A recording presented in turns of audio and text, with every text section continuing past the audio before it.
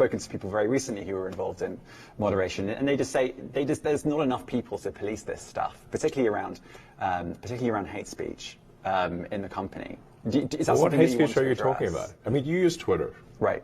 Do you see a rise in hate speech? I mean, just a personal anecdote. Like, what do you? I don't. Personally, my For You, I would see I get more of that kind of content. Yeah, personally, but I'm not going to talk to the rest of for the rest of Twitter. So you see more hate speech personally?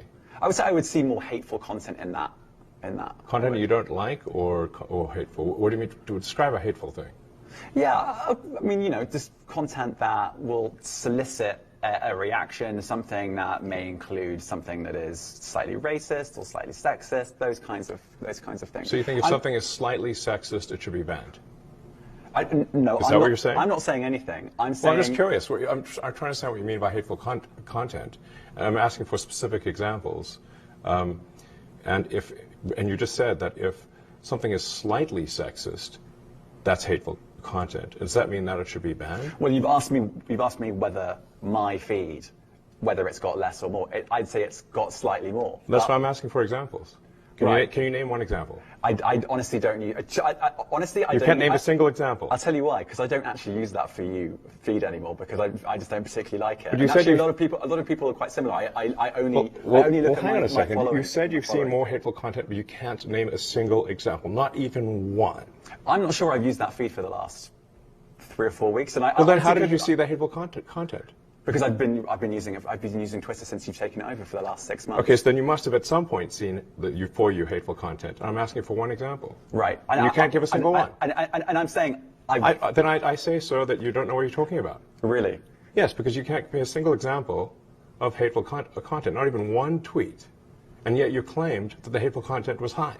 Well, that's a false. No, what I claimed. You just lied. What I claimed was. There are many organizations that say that kind of information is on the rise. Now, whether it has on my feed or not, I mean, right, and literally you can look at something one. like the Strategic Dialogue Institute in the UK. They will say that. So look, people will say all sorts of nonsense. I'm literally asking for a single example, and you can't name one. Right, and as I've already said, I don't use that feed. But then how would you know that? I don't think this is getting anywhere. You literally said you experienced more hateful content, and then couldn't name a single example. Right, and as I said, that's absurd. I haven't actually looked at that feed. Then how would you know this hateful content? Because I'm saying that's what I saw a few weeks ago. I can't give you an exact example. Let's move on. We only have a certain amount of time. RIP to this guy's career in journalism. What an incredible blunder by this guy, but Elon handles it so well by calling him out. And so rarely do we have journalists like this called out, because everything they say is taken at face value. Oh, there's a rise in hateful content. Okay. Elon, what he does here is beautiful, because he says, okay, give me an example. And this guy, if you look, he's got his notes pulled up right there on his phone. If he had examples, wouldn't he have had them? Wouldn't he be able to pull them up right there? But what happens is the media and journalists like this are just doing the bidding of these organizations and governments that he names. We saw this with the Hunter Biden laptop story, right? The FBI and the government use big tech and censorship to do what they constitutionally could not, and that was silence American citizens. And we see this time and time again with all of these organizations who claim hateful content, which is usually just code for things that they don't like, things that are antithetical to their agenda and their control. But I cannot begin to express how much respect I have for Musk for dismantling this guy, for calling him out, for saying, okay, give me an example. And this guy can't give a single one. How is that? How is that? Because either it's one of two things.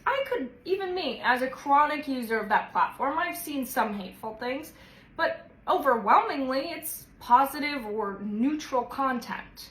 But this guy doesn't know what he's talking about. He's clearly not using the platform, because any normal user of the platform would be able to name at least one or two negative things that they've seen. But this guy clearly is just a talking head. He's just a mouthpiece. And I think Musk realized that pretty early on in this conversation. But kudos, shout out to him for being so calm, collected, and sticking to his guns and saying, all right, name one. This is a masterclass on dealing with stupidity in the media. Bravo.